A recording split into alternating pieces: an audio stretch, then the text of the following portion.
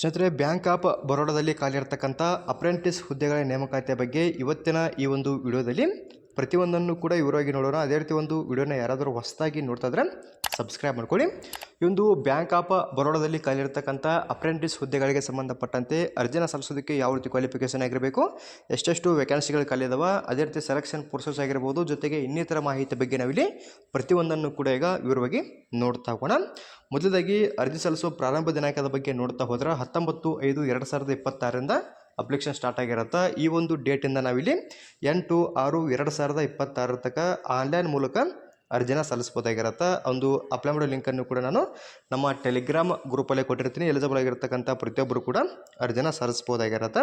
ಇನ್ನು ಇದಾದಮೇಲೆ ಅರ್ಜಿನ ಸಲ್ಲಿಸೋದಕ್ಕೆ ಯಾವ ರೀತಿ ಕ್ವಾಲಿಫಿಕೇಷನ್ ಆಗಿರಬೇಕು, ವಯೋಮಿತಿ, ಜೊತೆಗೆ ಇಲ್ಲಿ ಒಂದು ಎಷ್ಟು ವೇಕೆನ್ಸಿಗಳು ಖಾಲಿದಾವೆ ಅದರ ಬಗ್ಗೆಯೂ ಕೂಡ ಮಾಹಿತಿಯನ್ನು ಕೊಟ್ಟಿದ್ದಾರೆ. ಅದರ ಬಗ್ಗೆ ನಾವಿಲ್ಲಿ ನೋಡ್ತಾ ಹೋದರೆ ಇಲ್ಲಿ ನೋಡಿ, ನೀವು candidate registered on NAPS and ಅಥವಾ NATS portal are eligible to apply ಅಂತ ಕೊಟ್ಟಿರ್ತಾರೆ. ಅಂದರೆ ನೀವು ಇಲ್ಲಿ NATS ಅಥವಾ NAPS ಪೋರ್ಟಲಲ್ಲಿ ರಿಜಿಸ್ಟ್ರೇಷನ್ನ ಮಾಡಿರ್ತಕ್ಕಂಥವ್ರು ನೀವು ಇಲ್ಲಿ ಅರ್ಜಿನ ಸಲ್ಲಿಸ್ಬೋದು ಅಂತವರು ಮಾಹಿತಿಯನ್ನು ಕೊಟ್ಟಿರ್ತಾರೆ. ಇನ್ನು ಇದಾದಮೇಲೆ ಇಲ್ಲಿ ವಯೋಮಿತಿ ಬಗ್ಗೆ ನೋಡ್ತಾ ಹೋಗೋಣ. ಕನಿಷ್ಠವಾಗಿ 20 ವರ್ಷ ಬೇಕಾಗತ್ತೆ, ಗರಿಷ್ಠವಾಗಿ 28 ವರ್ಷದ ಒಳಗಡೆ ಇರತಕ್ಕಂಥವ್ರು ಅರ್ಜಿನ ಸಲ್ಲಿಸ್ಬೋದು. ಇದಲ್ಲದೆ ಸಪ್ರೇಟಾಗಿ SC ಮತ್ತು ST ಅವರಿಗೆ ಸಂಬಂಧಪಟ್ಟಂತೆ 5 ವರ್ಷದ ತನಕ ವಯೋಮಿತಿ ಸಲ್ಲಿಕೆ ಸಿಗುತ್ತೆ. OBC ಅಭ್ಯರ್ಥಿಗಳಿಗೆ ಸಂಬಂಧಪಟ್ಟಂತೆ ಕೂಡ 3 ವರ್ಷಗಳ ಕಾಲ ಒಂದು ವಯೋಮಿತಿ ಸಲ್ಲಿಕೆಯನ್ನು ಕೂಡ ಸಿಗ್ತಕ್ಕಂಥದ್ದು. ಇನ್ನು ಅರ್ಜಿನ ಸಲ್ಲಿಸೋದಕ್ಕೆ ಯಾವ ರೀತಿ ಕ್ವಾಲಿಫಿಕೇಷನ್ ಆಗಿರಬೇಕು ಅದರ ಬಗ್ಗೆ ನಾವಿಲ್ಲಿ ಮಾಹಿತಿಯನ್ನು ನೋಡ್ತಾ ಹೋದ್ರೆ ಇಲ್ಲಿ ಖಾಲಿ ಇರತಕ್ಕಂಥ ಹುದ್ದೆಗಳಿಗೆ ಸಂಬಂಧಪಟ್ಟಂತೆ ಯಾವುದೇ ಪದವಿ ಪಾಸ್ ಆಗಿರ್ತಕ್ಕಂಥವ್ರು ಅರ್ಜಿನ ಸಲ್ಲಿಸ್ಬೋದಾಗಿರುತ್ತೆ. ಕರೆಕ್ಟಾಗಿ ಚೆಕ್ ಮಾಡ್ಕೊಳ್ಳಿ. ಇನ್ನು ಇದಾದಮೇಲೆ ಡ್ಯೂರೇಷನ್ ಆಫ್ ಟ್ರೈನಿಂಗ್ ಬಗ್ಗೆಯೂ ಕೂಡ ಮಾಹಿತಿಯನ್ನು ಕೊಟ್ಟಿರ್ತಾರೆ. ಯಾಕಂದರೆ ಇಲ್ಲಿ ಖಾಲಿ ಇರತಕ್ಕಂಥ ಹುದ್ದೆಗಳು ಬಂದ್ಬಿಟ್ಟು ಅಪ್ರೆಂಟಿಸ್ ಹುದ್ದೆಗಳು ಆಗಿರೋದ್ರಿಂದ ಒಂದು ಟ್ರೈನಿಂಗ್ ಇರುತ್ತೆ. 12 ತಿಂಗಳು ನಿಮಗೆ ಟ್ರೈನಿಂಗನ್ನು ಕೂಡ ಇಲ್ಲಿ ಕೊಡ್ತಕ್ಕಂಥದ್ದು. ಇಲ್ಲಿ ನೋಡಿ ಕರೆಕ್ಟಾಗಿ ಚೆಕ್ ಮಾಡ್ಕೊಂಡು ನೀವು ಇಲ್ಲಿ ಅಪ್ಲಿಕೇಶನ್ನ ಹಾಕ್ಬೋದಾಗಿರುತ್ತೆ. ಇನ್ನು ಎಷ್ಟೆಷ್ಟು ವೇಕೆನ್ಸಿಗಳು ಖಾಲಿ ಇರ್ತವೆ ಅದರ ಬಗ್ಗೆಯೂ ಕೂಡ ಮಾಹಿತಿನ ನೋಡ್ತಾ ಹೋಗೋಣ. ಅದಕ್ಕೂ ಮುಂಚೆ ಟೋಟಲ್ ಆಗಿ ಖಾಲಿ ಇರ್ತಕ್ಕಂಥ ಒಟ್ಟು ಹುದ್ದೆಗಳ ಸಂಖ್ಯೆ ಬಂದ್ಬಿಟ್ಟು ಆಲ್ ಓವರ್ ಇಂಡಿಯಾದಲ್ಲಿ 5,000 ಹುದ್ದೆಗಳು ಖಾಲಿ ಇರ್ತವೆ. ಕರೆಕ್ಟಾಗಿ ಚೆಕ್ ಮಾಡ್ಕೊಳ್ಳಿ. ಇನ್ನು ಮೇನಾಗಿ ಮತ್ತೆ ಸ್ಟೇಟ್ ವೈಸ್ ಇಲ್ಲಿ ಇನ್ಫಾರ್ಮೇಷನ್ ಕೂಡ ಕೊಟ್ಟಿರ್ತಾರೆ.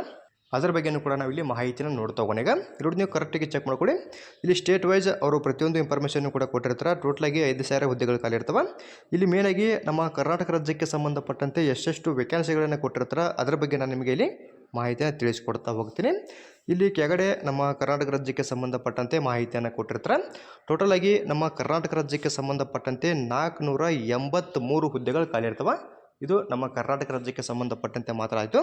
ಇನ್ನು ಇಲ್ಲಿ ಕ್ಯಾಟಗರಿ ವೈಸ್ ಎಷ್ಟೆಷ್ಟು ವೇಕೆನ್ಸಿಗಳು ಖಾಲಿದಾವೆ ಅದರ ಬಗ್ಗೆಯೂ ಕೂಡ ಮಾಹಿತಿನ ನೋಡ್ತಾ ಹೋಗೋಣ. ಇಲ್ಲಿ SCಯಲ್ಲಿ 77, STಯಲ್ಲಿ 33, OBCಯಲ್ಲಿ 130, EWCಯಲ್ಲಿ 48, ಇವರಲ್ಲಿ ಅಂದರೆ ಜನರಲ್ ಅಭ್ಯರ್ಥಿಗಳಿಗೆ ಸಂಬಂಧಪಟ್ಟಂತೆ 195 ಹುದ್ದೆಗಳು ಖಾಲಿ ಇರ್ತವೆ.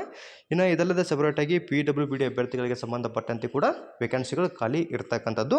ಇಲ್ಲಿ ಖಾಲಿ ಇರ್ತಕ್ಕಂಥ ಹುದ್ದೆಗಳಿಗೆ ಸಂಬಂಧಪಟ್ಟಂತೆ ಯಾರೆಲ್ಲ ಅರ್ಜಿನ ಸಲ್ಲಿಸಬೇಕಂತ ಅನ್ಕೊಂಡಿರ್ತೀರಿ, ನಿಮ್ಮ ಕ್ಯಾಟಗರಿ ಆಧಾರದ ಮೇಲೆ ಖಾಲಿ ಇರ್ತಕ್ಕಂಥ ಹುದ್ದೆಗಳ ಸಂಖ್ಯೆನ ಚೆಕ್ ಮಾಡ್ಕೊಂಡು ನೀವು ಇಲ್ಲಿ ಅರ್ಜಿನ ಸಲ್ಲಿಸ್ಬೋದಾಗಿರುತ್ತೆ. ಇನ್ನು ಇದಾದಮೇಲೆ ಇಲ್ಲಿ ಯಾವ ರೀತಿ ಸೆಲೆಕ್ಷನ್ ಪ್ರೋಸೆಸ್ ಇರುತ್ತೆ ಅದರ ಬಗ್ಗೆಯೂ ಕೂಡ ಮಾಹಿತಿನ ನೋಡ್ತಾ ಹೋಗೋಣ. ಇಲ್ಲಿ ಕೆಳಗಡೆ ಅವರು ವಯೋಮಿತಿ ಸಲ್ಲಿಕೆ ಬಗ್ಗೆಯೂ ಕೂಡ ಮಾಹಿತಿಯನ್ನು ಕೊಟ್ಟಿದ್ದಾರೆ. ಇದರ ಬಗ್ಗೆ ನಾನು ನಿಮಗೆ ಇದಕ್ಕೂ ಮುಂಚೆ ಮಾಹಿತಿನ ತಿಳಿಸಿಕೊಟ್ಟಿದ್ದೀನಿ. ಇನ್ನು ಇದಲ್ಲದೆ ಸಪ್ರೇಟಾಗಿ ಮತ್ತೆ PWBD ಅಭ್ಯರ್ಥಿಗಳಿಗೆ ಸಂಬಂಧಪಟ್ಟಂತೆ ಕೂಡ ವಯೋಮಿತಿ ಸಲ್ಲಿಕೆಯನ್ನು ಕೊಡ್ತಾರೆ. ಒಂದು ಕ್ಯಾಟಗರಿ ವೈಸು ನೀವು ಕೂಡ ಚೆಕ್ ಮಾಡ್ಬೋದಾಗಿರುತ್ತೆ. ಇನ್ನು ಇದಾದಮೇಲೆ ಇಲ್ಲಿ ಹೌ ಟು ಅಪ್ಲೈ ಬಗ್ಗೆಯೂ ಕೂಡ ಮಾಹಿತಿಯನ್ನು ಕೊಟ್ಟಿರ್ತಾರೆ. ಇಲ್ಲಿ ಒಂದು NATS ಅಥವಾ NAPS ಪೋರ್ಟ್ಲಲ್ಲಿ ನೀವು ರಿಜಿಸ್ಟ್ರೇಷನ್ ಮಾಡ್ಕೋಬೇಕಂತ ಮಾಹಿತಿಯನ್ನು ಕೊಟ್ಟಿದ್ದರು. ಆ ಒಂದು ರಿಜಿಸ್ಟ್ರೇಷನ್ ಮಾಡಿರ್ತಕ್ಕಂಥವ್ರು ಮಾತ್ರ ಇಲ್ಲಿ ಎಲಿಜಿಬಲ್ ಆಗಿರ್ತಾರೆ ಅರ್ಜಿನ ಸಲ್ಲಿಸೋದಕ್ಕೆ ಅಂತ ಕೊಟ್ಟಿದ್ದಾರೆ ಮಾಹಿತಿಯನ್ನು. ನೀವು ಇಲ್ಲಿ ಇವಾಗ ಯಾರೆಲ್ಲ ರಿಜಿಸ್ಟ್ರೇಷನ್ ಮಾಡಿರಂಗಲ್ಲ, ನೀವು ಈ ಒಂದು ಪೋರ್ಟಲ್ ಮೂಲಕ ರಿಜಿಸ್ಟ್ರೇಷನ್ ಮಾಡ್ಕೊಂಡು ಇಲ್ಲಿ ಖಾಲಿ ಇರ್ತಕ್ಕಂಥ ಹುದ್ದೆಗಳಿಗೆ ಅರ್ಜಿನ ಸಲ್ಲಿಸ್ಬೋದಾಗಿರುತ್ತೆ. ಇಲ್ಲಿ ಅವರು ರಿಜಿಸ್ಟ್ರೇಷನ್ ಪ್ರೊಸೆಸ್ ಬಗ್ಗೆಯೂ ಕೂಡ ಮಾಹಿತಿಯನ್ನು ಕೊಟ್ಟಿರ್ತಾರೆ. ನಿಮಗೇನಾದರೂ ಗೊತ್ತಾಗದಿದ್ದಲ್ಲಿ ಇಲ್ಲಿ ಕೊಟ್ಟಿರ್ತಕ್ಕಂಥ ಹಂತಗಳನ್ನು ಫಾಲೋ ಮಾಡ್ಕೊಂಡು ಕೂಡ ನೀವು ಇಲ್ಲಿ ಈಜಾಗಿ ರಿಜಿಸ್ಟ್ರೇಷನ್ ಮಾಡ್ಕೊಂಡು ಇಲ್ಲಿ ಖಾಲಿ ಇರ್ತಕ್ಕಂಥ ಹುದ್ದೆಗಳಿಗೆ ಸಂಬಂಧಪಟ್ಟಂತೆ ಅರ್ಜಿನ ಸಲ್ಲಿಸ್ಬೋದಾಗಿರುತ್ತೆ. ಇನ್ನು ಯಾವ ರೀತಿ ಆಯ್ಕೆನ ಮಾಡ್ಕೋತಾರ ಅದ್ರ ಬಗ್ಗೆ ನಾವಿಲ್ಲಿ ಮಾಹಿತಿನ ನೋಡ್ತಾ ಹೋದರೆ ಇಲ್ಲಿ ಮೊದಲೇದಾಗಿ ಆನ್ಲೈನ್ ಎಕ್ಸಾಮಿನೇಷನ್ ಇರುತ್ತೆ. ಅಂದರೆ ಮೊದಲೇದಾಗಿ ಎಕ್ಸಾಮ್ ಇರುತ್ತೆ, ನಂತರ ಡಾಕ್ಯುಮೆಂಟ್ ವೆರಿಫಿಕೇಷನ್ ಇರುತ್ತೆ, ಅದಾದಮೇಲೆ ಮೂರನೇದಾಗಿ ಲೋಕಲ್ ಲ್ಯಾಂಗ್ವೇಜ್ ಒಂದು ಟೆಸ್ಟ್ ಕೂಡ ಇರ್ತಕ್ಕಂಥದ್ದು. ಇಲ್ಲಿ ಸೆಲೆಕ್ಷನ್ ಪ್ರೋಸೆಸ್ ಬಗ್ಗೆ ಮಾಹಿತಿನ ನೋಡ್ತಾ ಹೋದರೆ ಮೊದಲೇದಾಗಿ ಎಕ್ಸಾಮ್ ಇರುತ್ತಲ್ಲ, ಒಂದು ಎಕ್ಸಾಮ್ಗೆ ಸಂಬಂಧಪಟ್ಟಂಥ ಮಾಹಿತಿನ ನಾವಿಲ್ಲಿ ನೋಡ್ತಾ ಹೋದರೆ ಇಲ್ಲಿ ಟೋಟಲಾಗಿ 4 ಪಾಠಗಳನ್ನ ಮಾಡಿರ್ತಾರೆ. ಕರೆಕ್ಟಾಗಿ ಚೆಕ್ ಮಾಡ್ಕೊಳ್ಳಿ. ಇಲ್ಲಿ ಜನರಲ್ ಅಥವಾ ಫೈನಾನ್ಷಿಯಲ್ ಅವೇರ್ನೆಸ್ಗೆ ಸಂಬಂಧಪಟ್ಟಂತೆ 25 ಪ್ರಶ್ನೆಗಳಿರ್ತವೆ. 25 ಮಾರ್ಕ್ಸಿಗೆ ಎಕ್ಸಾಮನ್ನು ಬರೀಬೇಕಾಗತ್ತೆ. ಇನ್ನು ಕ್ವಾಲಿಟೇಟಿವ್ ಮತ್ತು ರೀಸನಿಂಗ್ ಆ್ಯಪ್ಟಿಟ್ಯೂಡ್ಗೆ ಸಂಬಂಧಪಟ್ಟಂತೆ ಕೂಡ 25 ಪ್ರಶ್ನೆಗಳಿರ್ತವೆ. 25 ಮಾರ್ಕ್ಸಿಗೆ ಎಕ್ಸಾಮನ್ನು ಬರೀಬೇಕಾಗತ್ತೆ. ಇನ್ನು ಕಂಪ್ಯೂಟರ್ ನಾಲೆಡ್ಜ್ ಇರುತ್ತೆ, 25 ಪ್ರಶ್ನೆಗಳಿರ್ತವೆ. 25 ಮಾರ್ಕ್ಸಿಗೆ ಎಕ್ಸಾಮನ್ನು ಬರೀಬೇಕಾಗತ್ತೆ. ಇನ್ನು ಜನರಲ್ ಇಂಗ್ಲೀಷ್ ಕೂಡ ಇರುತ್ತೆ, ಇಲ್ಲಿ ಕೂಡ 25 ಪ್ರಶ್ನೆ ಇರ್ತವೆ. 25 ಮಾರ್ಕ್ಸಿಗೆ ಎಕ್ಸಾಮನ್ನು ಬರೀಬೇಕಾಗತ್ತೆ. ಇಲ್ಲಿ ಪ್ರತಿ ಪಾಠಲ್ಲೂ 25 ಪ್ರಶ್ನೆಗಳಿರ್ತವೆ, 25 ಮಾರ್ಕ್ಸಿಗೆ ಎಕ್ಸಾಮನ್ನು ಬರೀಬೇಕು. ಇಲ್ಲಿ ಟೋಟಲಾಗಿ 100 ಪ್ರಶ್ನೆಗಳಿರ್ತವೆ, 100 ಮಾರ್ಕ್ಸಿಗೆ ನೀವು ಇಲ್ಲಿ ಎಕ್ಸಾಮನ್ನು ಬರೀಬೇಕಾಗತ್ತೆ. ಟೋಟಲಾಗಿ ಪರೀಕ್ಷೆಯನ್ನು ಬರೆಯುವುದಕ್ಕೆ ಕಾಲಾವಕಾಶ ಬಂದ್ಬಿಟ್ಟು 60 ನಿಮಿಷ ನಿಮಗೆ ಕಾಲಾವಕಾಶವನ್ನು ಕೊಟ್ಟಿರ್ತಾರೆ. ಅಂದರೆ 1 ಗಂಟೆ ಮಾತ್ರ ನಿಮಗೆ ಟೈಮಿಂಗ್ ಇರುತ್ತೆ. ಇನ್ನು ಎಕ್ಸಾಮಿನೇಷನ್ ಲ್ಯಾಂಗ್ವೇಜ್ ಬಗ್ಗೆ ನಾವು ಇಲ್ಲಿ ಮಾಹಿತಿಯನ್ನು ನೋಡ್ತಾ ಹೋದ್ರೆ ಇಲ್ಲಿ ಮೇಲುಗಡೆ ಕೊಟ್ಟಿರ್ತಕ್ಕಂಥ ಈ ಒಂದು 3 ಪಾಠಗಳನ್ನ ನಾವಿಲ್ಲಿ ಹಿಂದಿ ಅಥವಾ ಇಂಗ್ಲೀಷಲ್ಲಿ ಬರೀಬೋದು ಅಂತ ಮಾಹಿತಿಯನ್ನು ಕೊಟ್ಟಿರ್ತಾರೆ. ಇನ್ನು ಇಲ್ಲಿ ಲಾಸ್ಟಲ್ಲಿ ಕೊಟ್ಟಿರ್ತಕ್ಕಂಥ ಈ ಒಂದು ಪಾಠನ ಅಂದರೆ ಜನರಲ್ ಇಂಗ್ಲೀಷ್ ಪಾಠನ ನೀವು ಇಲ್ಲಿ ಇಂಗ್ಲೀಷಲ್ಲಿ ಮಾತ್ರ ಬರೆಯುವುದಕ್ಕೆ ಅವಕಾಶ ಇರುತ್ತಂಥ ಮಾಹಿತಿಯನ್ನು ಕೂಡ ಕೊಟ್ಟಿರ್ತಕ್ಕಂಥದ್ದು. ಇನ್ನು ಒಂದು ಎಕ್ಸಾಮ್ಗೆ ಸಂಬಂಧಪಟ್ಟಂತೆ ಯಾವುದೇ ರೀತಿ ನೆಗೆಟಿವ್ ಮಾರ್ಕ್ಸು ಕೂಡ ಇರಂಗಿಲ್ಲ, ಡೈರೆಕ್ಟಾಗಿ ನೀವು ಎಕ್ಸಾಮನ್ನು ಬರಿಬೋದಾಗಿರುತ್ತೆ.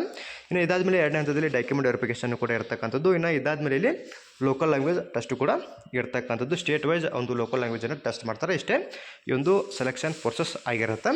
ಇನ್ನು ಇದಾದಮೇಲೆ ಅಪ್ಲಿಕೇಶನ್ ಫೀ ಬಗ್ಗೆಯೂ ಕೂಡ ಕೊಟ್ಟಿರ್ತಾರೆ. ಅದರ ಬಗ್ಗೆ ನಾವು ಇಲ್ಲಿ ಮಾಹಿತಿಯನ್ನು ನೋಡ್ತಾ ಹೋಗೋಣ. ಅದಕ್ಕೂ ಮುಂಚೆ ಸ್ಟೈಪಂಡ್ ಬಗ್ಗೆ ನೋಡ್ತಾ ಹೋದರೆ ಇಲ್ಲಿ ನಿಮಗೆ ಪ್ರತಿ ತಿಂಗಳು ಬಂದ್ಬಿಟ್ಟು 15,000 ರೂಪಾಯಿ ತನಕ ಒಂದು ಸ್ಟೈಪಂಡ್ ಸಿಗುತ್ತೆ.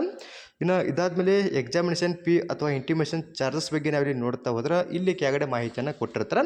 ಇಲ್ಲಿ ನೋಡ್ತೀವಿ, ಕರೆಕ್ಟಾಗಿ ಚೆಕ್ ಮಾಡ್ಕೊಳ್ಳಿ. SC ಮತ್ತು ST ಅಭ್ಯರ್ಥಿಗಳಿಗೆ ಸಂಬಂಧಪಟ್ಟಂತೆ 200 ರೂಪಾಯಿ ಪ್ಲಸ್ GST ಪೇ ಮಾಡಬೇಕಾಗತ್ತೆ. ಇನ್ನು PWB ಅಭ್ಯರ್ಥಿಗಳಿಗೆ ಸಂಬಂಧಪಟ್ಟಂತೆ ಇವರು ಕೂಡ ಸೇಮ್ ಇದೇ ರೀತಿಯಾಗಿ 200 ರೂಪಾಯಿ ಪ್ಲಸ್ GST ಪೇ ಮಾಡಬೇಕಾಗತ್ತೆ. ಇನ್ನು ಜನರಲ್ಲು EWS ಮತ್ತು OBC ಅಭ್ಯರ್ಥಿಗಳಿಗೆ ಸಂಬಂಧಪಟ್ಟಂತೆ ಕೊಟ್ಟಿರ್ತಾರೆ. ಪುರುಷರಿಗೆ ಇಲ್ಲಿ 800 ರೂಪಾಯಿ ಪ್ಲಸ್ GST ನೀವು ಇಲ್ಲಿ ಪೇ ಮಾಡಬೇಕಾಗತ್ತೆ. ಇನ್ನು ಜನರಲ್ಲು EWS ಅದೇ ರೀತಿ OBCಯಲ್ಲಿ ಬರ್ತಕ್ಕಂಥ ಮಹಿಳಾ ಅಭ್ಯರ್ಥಿಗಳಿಗೆ ಸಂಬಂಧಪಟ್ಟಂತೆ ಮತ್ತು ಟ್ರಾನ್ಸ್ಜೆಂಡರ್ ಅಭ್ಯರ್ಥಿಗಳಿಗೆ ಸಂಬಂಧಪಟ್ಟಂತೆ 600 ರೂಪಾಯಿ ಪ್ಲಸ್ GST ನೀವು ಇಲ್ಲಿ ಪೇ ಮಾಡಬೇಕಾಗತ್ತೆ. ಇಷ್ಟು ಒಂದು ಅಪ್ಲಿಕೇಶನ್ ಫೀ ಆಗಿರುತ್ತೆ. ಇನ್ನು ಇಲ್ಲಿ ಪೇಮೆಂಟ್ ಪ್ರೊಸೆಸ್ ಬಗ್ಗೆಯೂ ಕೂಡ ಮಾಹಿತಿಯನ್ನು ಕೊಟ್ಟಿರ್ತಾರೆ. ನಿಮಗೇನಾದರೂ ಪೇಮೆಂಟನ್ನು ಮಾಡೋದ್ರ ಬಗ್ಗೆ ಗೊತ್ತಾಗದಲ್ಲಿ ಕೂಡ ಇಲ್ಲಿ ಕೊಟ್ಟಿರ್ತಕ್ಕಂಥ ಹಂತಗಳನ್ನ ಫಾಲೋ ಮಾಡ್ಕೊಂಡು ಕೂಡ ನೀವು ಇಲ್ಲಿ ಪೇಮೆಂಟನ್ನು ಮಾಡ್ಬೋದಾಗಿರುತ್ತೆ. ಅದೇ ರೀತಿ ಈ ಒಂದು ಅಪ್ಲೈ ಮಾಡೋ ಲಿಂಕನ್ನು ಕೂಡ ನಾನು ನಮ್ಮ ಟೆಲಿಗ್ರಾಮ್ ಗ್ರೂಪಲ್ಲೇ ಕೊಟ್ಟಿರ್ತೀನಿ. ಎಲಿಜಿಬಲ್ ಆಗಿರ್ತಕ್ಕಂಥ ಪ್ರತಿಯೊಬ್ಬರು ಕೂಡ ಅರ್ಜಿನ ಸಲ್ಲಿಸ್ಬೋದಾಗಿರುತ್ತೆ. ಅದೇ ರೀತಿ ಈ ಒಂದು ಮಾಹಿತಿ ತಮಗೆ ಇಷ್ಟವಾದಲ್ಲಿ ನಮ್ಮ ಚಾನಲ್ನ ಸಬ್ಸ್ಕ್ರೈಬ್ ಮಾಡ್ಕೊಳ್ಳಿ, ಹಾಗೆ ಲೈಕ್ ಮಾಡಿರಿ. ನಿಮ್ಮ ಸ್ನೇಹಿತರು ಕೂಡ ಶೇರ್ ಮಾಡಿ, ಅವರು ಕೂಡ ಇಲ್ಲಿ ಖಾಲಿ ಇರತಕ್ಕಂಥ ಹುದ್ದೆಗಳಿಗೆ ಸಂಬಂಧಪಟ್ಟಂತೆ ಅರ್ಜಿನ ಸಲ್ಲಿಸಲಿ. ಇನ್ನು ಇಲ್ಲಿ ಕೆಳಗಡೆ ಒಂದು ಎಕ್ಸಾಮ್ ಸೆಂಟರ್ಗಳ ಬಗ್ಗೆಯೂ ಕೂಡ ಮಾಹಿತಿಯನ್ನು ಕೊಟ್ಟಿರ್ತಾರೆ. ನಮ್ಮ ಕರ್ನಾಟಕದಲ್ಲಿ ಎಲ್ಲೆಲ್ಲಿ ಒಂದು ಎಕ್ಸಾಮಿನೇಷನ್ ಸೆಂಟರ್ಗಳಿದಾವೆ ಅಂತ ಕೂಡ ನಾವಿಲ್ಲಿ ಮಾಹಿತಿನ ನೋಡ್ತಾ ಹೋಗೋಣ. ಇಲ್ಲಿ ಪ್ರತಿಯೊಂದು ರಾಜ್ಯಕ್ಕೆ ಸಂಬಂಧಪಟ್ಟಂತೆ ಅವರು ಇನ್ಫಾರ್ಮೇಷನ್ನ ಕೊಟ್ಟಿರ್ತಕ್ಕಂಥದ್ದು.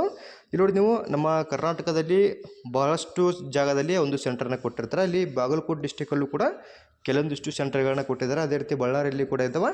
ಅದೇ ರೀತಿ ಬೆಳಗಾವಿ, ಬೆಂಗಳೂರು ರೂರಲ್ಲು, ಅದೇ ರೀತಿ ಬೆಂಗಳೂರು ಸೌತು, ಅದೇ ರೀತಿ ಬೆಂಗಳೂರು ಅರ್ಬನ್ ಆಗಿರ್ಬೋದು, ಬೀದರ್, ಚಾಮರಾಜನಗರ, ಚಿಕ್ಕಬಳ್ಳಾಪುರದಲ್ಲಿ ಬರ್ತಕ್ಕಂಥ ಇಲ್ಲಿ ಸಿಟಿಗಳನ್ನ ಕೊಟ್ಟಿರ್ತಾರೆ. ಇಲ್ಲಿ ನೀವು ಚೆಕ್ ಮಾಡ್ಕೋಬೇಕಾಗತ್ತೆ.